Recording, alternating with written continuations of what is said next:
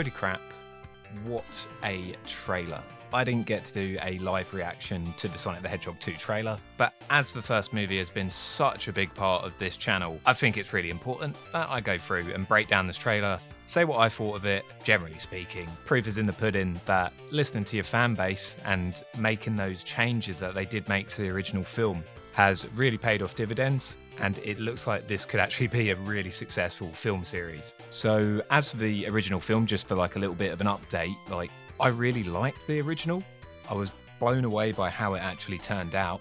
I wouldn't say it's an incredible film, but it's quite satisfying to watch. It's not inoffensive, there's some good moments in it, and obviously they turned it around for the best. The biggest criticism I kind of had with the film was how low stakes it felt, and I was really kind of disappointed that we didn't get more of Jim Carrey kind of at the highs of what his Dr. Robotnik could be.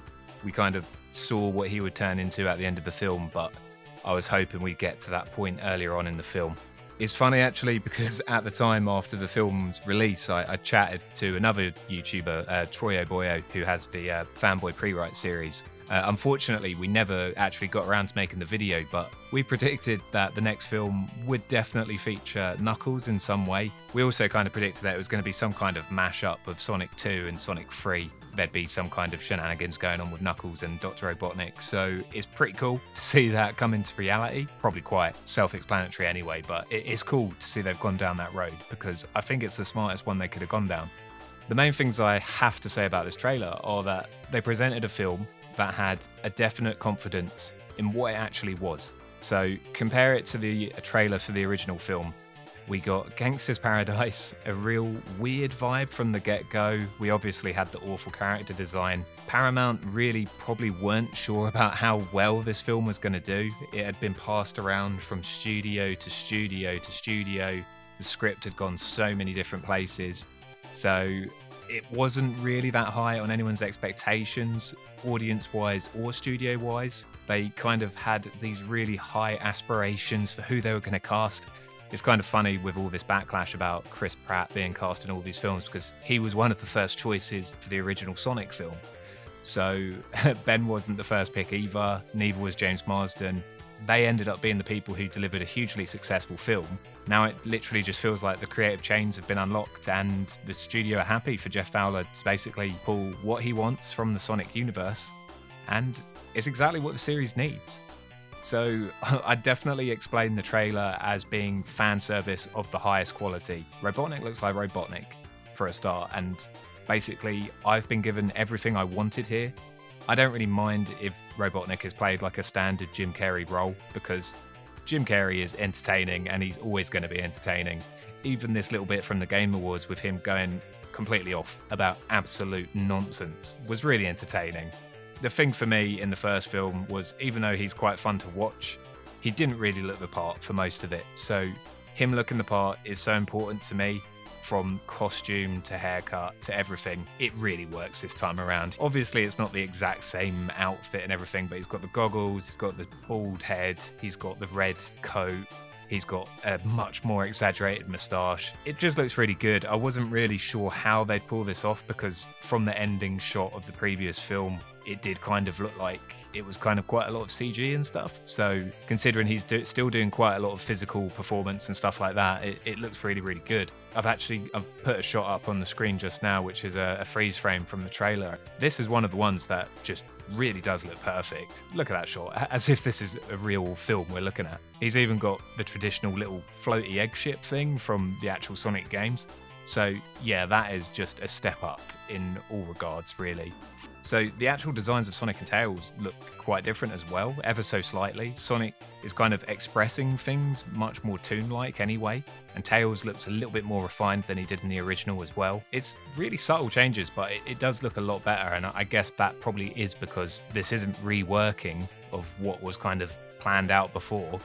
It's not a mad scramble. They're going into this knowing that Sonic is going to look more toon-like, and they're kind of just rolling with that, and it is probably going to make a lot of the film look better as well. Obviously, I've just mentioned Tails. He's here. He's got the tornado. That is kind of the main reference I was expecting. I really wanted to see some kind of reference to the original Sonic 2 game, and I think Sky Chase Zone is probably the one that most people would have liked to see. So it's very cool to see the tornado kind of turn up in this way. You've even got really awesome little Easter eggs, like when Sonic's hanging off the top of the plane. Looks exactly the same as how it looked on the Genesis, which is really, really cool. We've also got an Ice Cap Zone reference as well.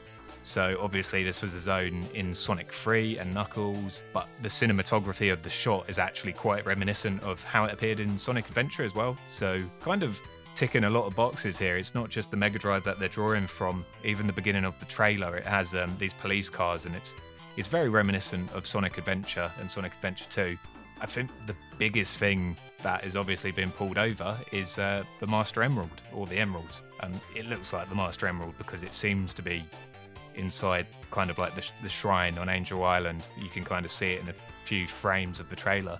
That is probably like the most important bit of lore they've actually pulled in from elsewhere. So it's going to be really interesting to see how this plays into the rest of the story, if it's going to lead to any, like supersonics or anything like that.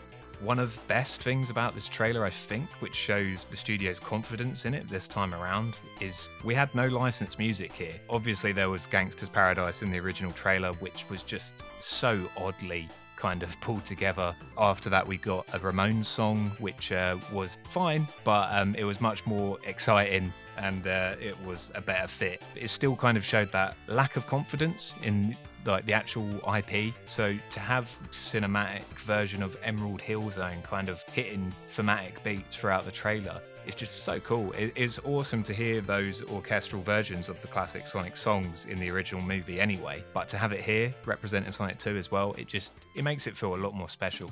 But of course, we've got to end this with Knuckles himself. His reveal was absolutely awesome. I think most people are probably most excited about Knuckles being in this film, and I'll be honest, I had no idea how he was really going to be handled in this, but holy crap, did they deliver. Okay, don't panic. Remember what the instructor said.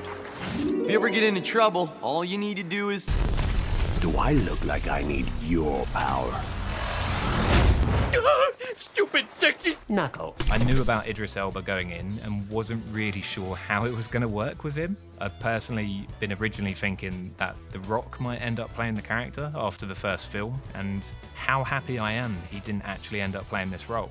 Idris has brought a really interesting voice to the character. He sounds threatening, and that's kind of exactly what the character needs at this point in time. It's so refreshing to see him as a serious threat again, much like he was in Sonic 3 and Knuckles. That was kind of always his best characterization, so it's good for the film that they're drawing upon that for this game. In general, it just really does feel like they're pulling a mixture of different elements of great things about Sonic as a franchise. I can only really hope this does well. Overall, it's clear that they have a much bigger budget this time around. The whole scope of the film seems to be bigger. They're outside of the small little town and they're going into bigger cities, and there's this really cool scene where Sonic's running through what appears to be like an ancient temple or some kind of labyrinth, and it's just so much more reminiscent of the original game. It also seemed like some of the human characters, like James Marsden's character, who I still can't remember the name of because he was quite forgettable to me, but I think it's Tom. Let's say it's Tom. But Tom's character seems to take a little bit of a backseat from what we've seen so far. Probably too soon to say, but this is for the best, isn't it? Like, these guys don't need to be at the center of this universe. It just shows that they really do have a lot more confidence in the actual Sonic characters this time around. So that is my inner ramblings of my thoughts of the Sonic the Hedgehog 2 trailer. I'm going to be posting probably a lot more about this movie, and also obviously Sonic Frontiers just got announced as well. I have a lot of opinions about that as well, so I will try to work on those sometime soon. But until then, please hit the like button, subscribe to the channel, and hit the notification bell. And please consider becoming a patron if you enjoyed this video. Cool, that's it from me, so I will see you on the next one.